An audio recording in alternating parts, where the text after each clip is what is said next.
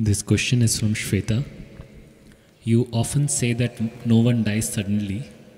The process of death begins at birth and is completed one day. You also say that as we grow old, our aliveness need not decrease. Since we know that both the physical strength and mental alertness do decline after a certain age, how should we understand that quality of aliveness that does not decrease as we grow old? I have only experienced this aliveness in my meditativeness when it manifests as stillness. Is that the aliveness you refer to, or is there something else? Is this Shweta talking about me? Am I becoming dim? Hello? Those of you who've seen me for 10–15 years, am I becoming dim? No, she's saying with age you will become dim.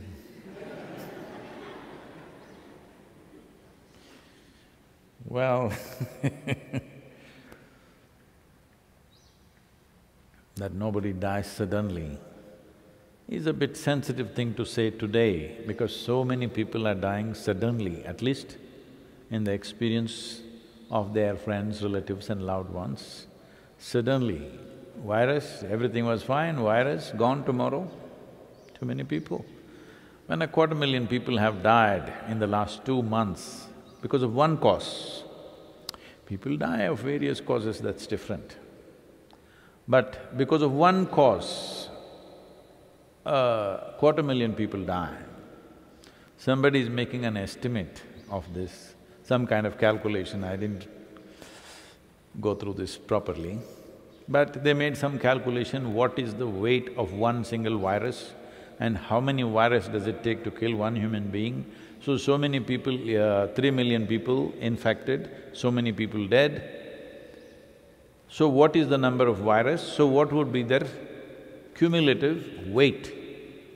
So till now, the number of virus, whatever the trillion virus, their weight amounts to 1 gram. 1 gram of virus has the humanity on its knees. 1 gram, can you beat that? I want you to just see.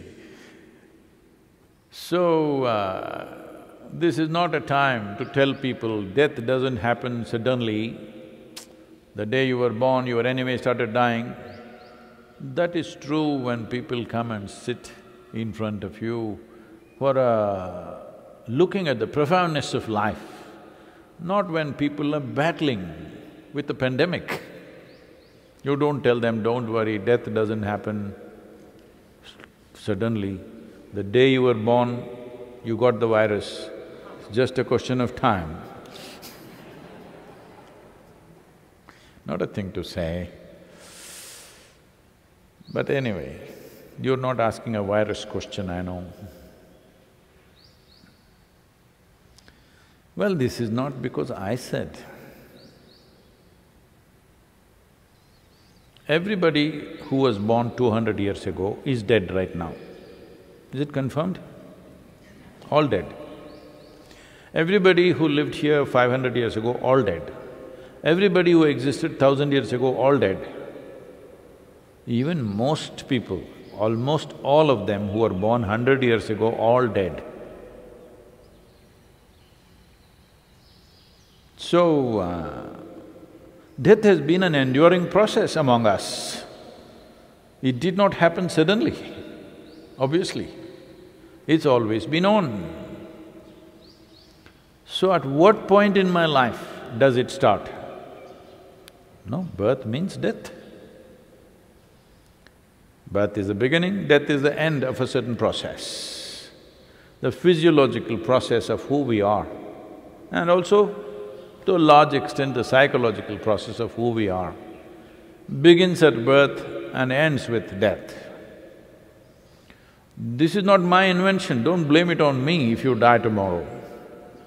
This is not… death is not my invention, I just wrote a book on it. Oh, Sadhguru invented death, let's fix him. No, I did not. People have been dying before I came, and people will die after I'm gone.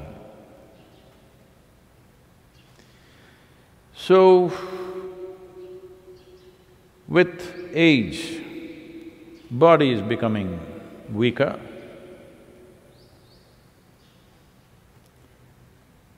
Physical energies also become more feeble. Well, your eyes may become little dim, hearing may go little like that. Depends how long you live. Virus willing, you may live long. See where we have come from, God willing to virus willing.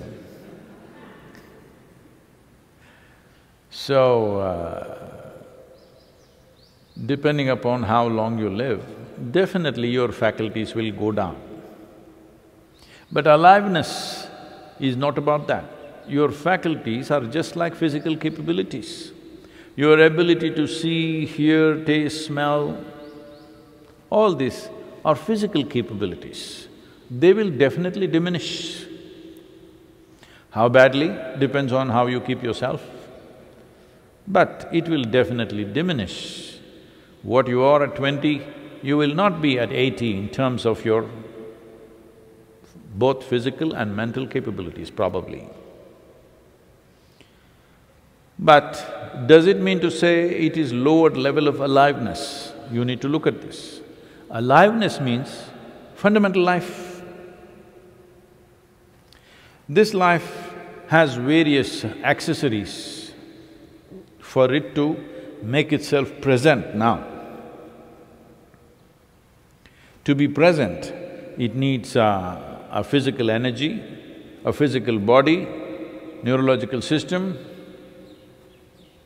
intellectual process, mental processes, and the five senses. These are all projections that it slowly put out. When in your mother's womb those two cells met, you had none of these things. You had none of those things. You could not see, you could not hear, you could not taste, you could not smell, you could not do nothing. Slowly it put itself out. It is like… it's a beautiful thing, I don't know why they broke it. Anyway, it's beautiful still. So, the tree standing there, the leaves, the branches and the flowers are something that it put out. Similarly, you put out many things, your physical body, your mental capabilities, your five senses, these are all accessories, extensions that we put out so that we live as a competent life. How well you put it out, how well organized this whole organization is. This is an organization. We can call it an organism, but an organism is an organization of its own. So it organized all these things. Evolutionary process, if you look at it, over a period of time, we organized our capabilities more and more and more.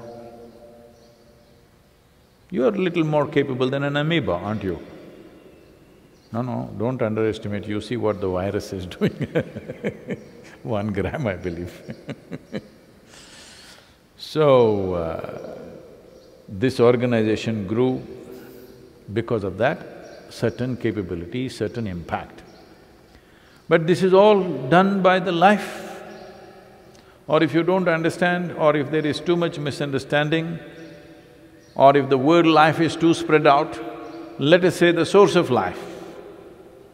That which is the source of life, which is life itself, it's easier, simpler and more appropriate to call it life. Because it is life, these are all extensions and accessories. This was not enough, legs were not enough, so we got a car was not enough, so we got an airplane. Like this, we put up accessories. Now, people are very angry with me because I said if you buy a car, 8 years you must use. So many people are so angry with me. Okay, you can reduce it to 6 years or 5 years, but fix some time. You know, how many human beings on the planet, how many cars on the planet, how many computers on the planet, how many everything on the planet, we need to make up our mind.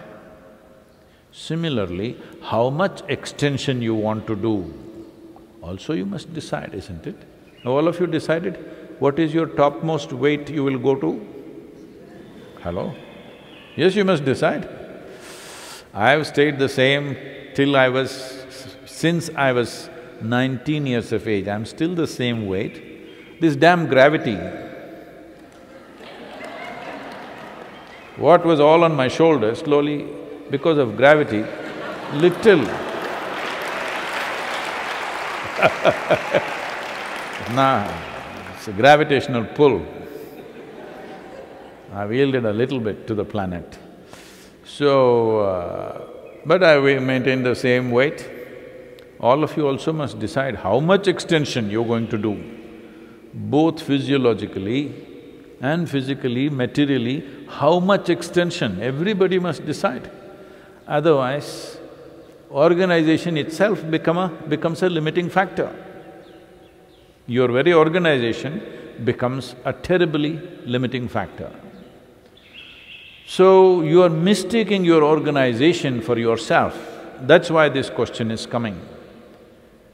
Yes, organization, however well you manage it, after some time it'll because it's material organization, unless it's completely renewed, it tends to deplete. Whatever is hardware will deplete, whatever is software, you can update. The whole karmic process is about this, that if you wish, spiritual process is just about updating your karma so that you take newer and newer karma which is in the stock. Normal people, see, I'm calling them normal because they're majority, I also want to be safe.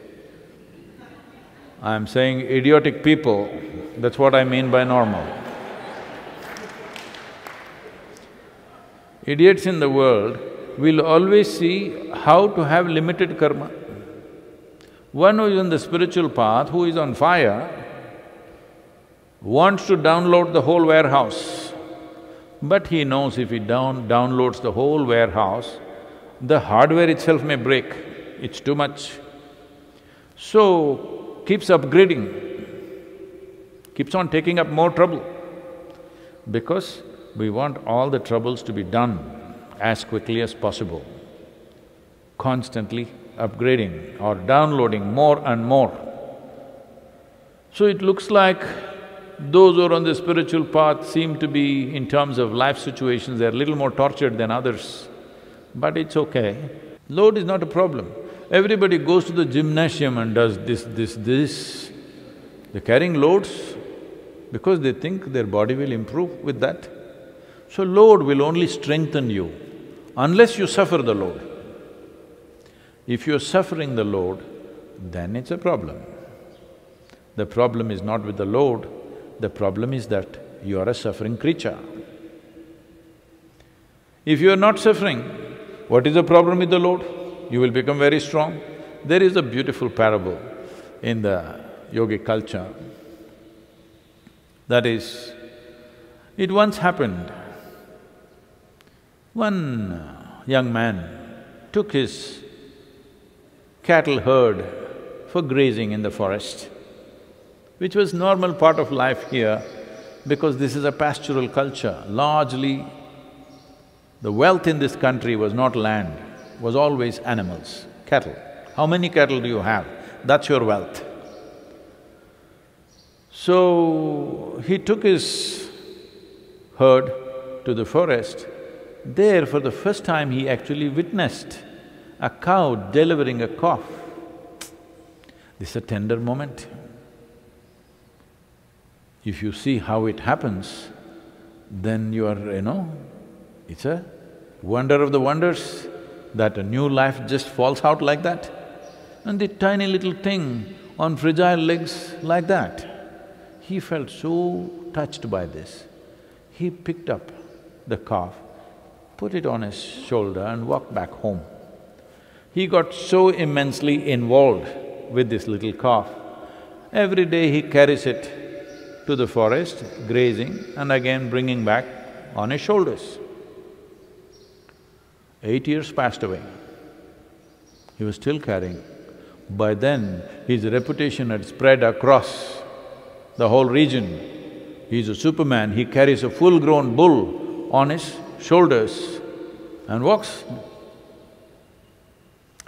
Because the calf puts on weight slowly just like you. No, you're all good.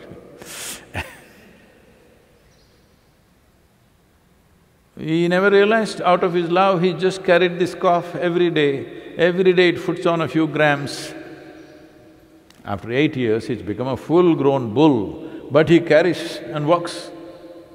So his reputation spread right across the region as a superman who can carry a bull and walk.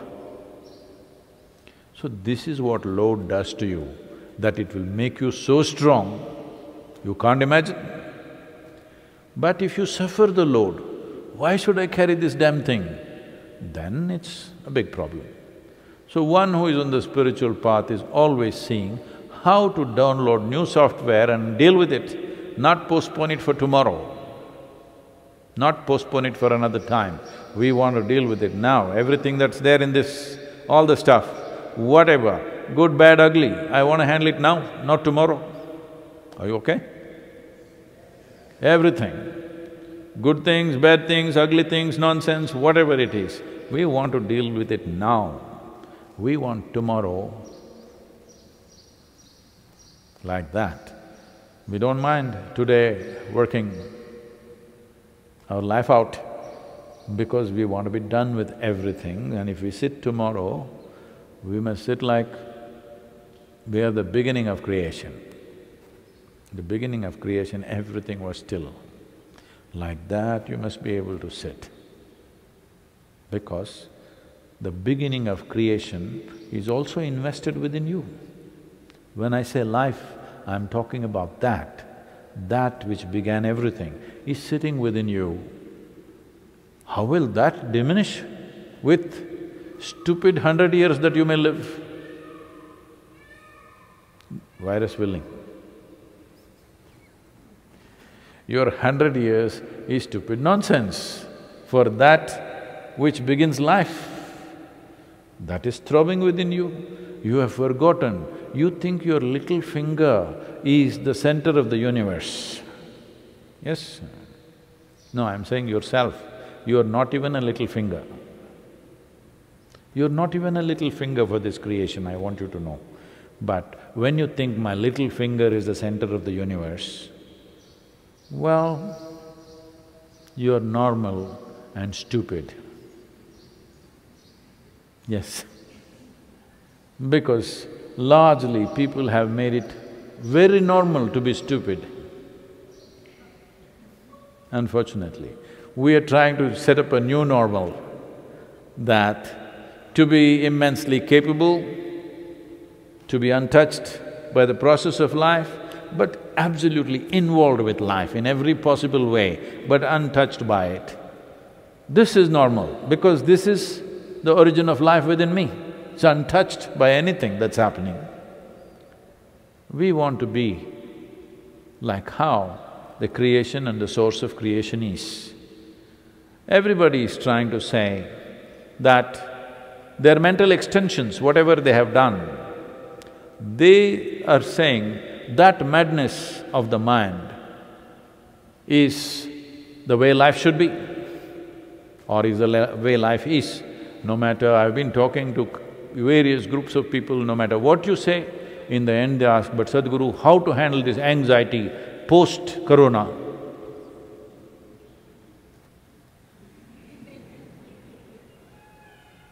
So, you're also asking me the same question.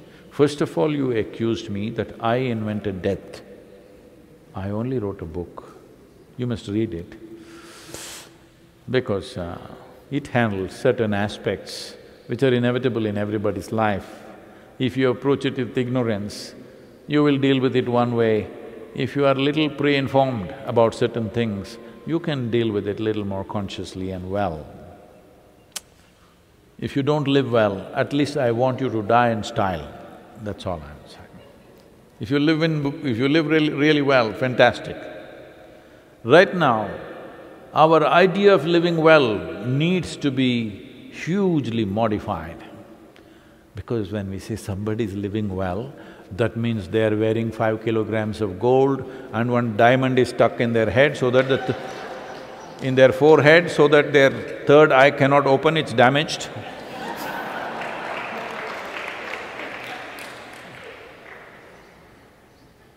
They're eating more than what they should eat, they're wearing more than what they should wear, they're using everything more than what they should use.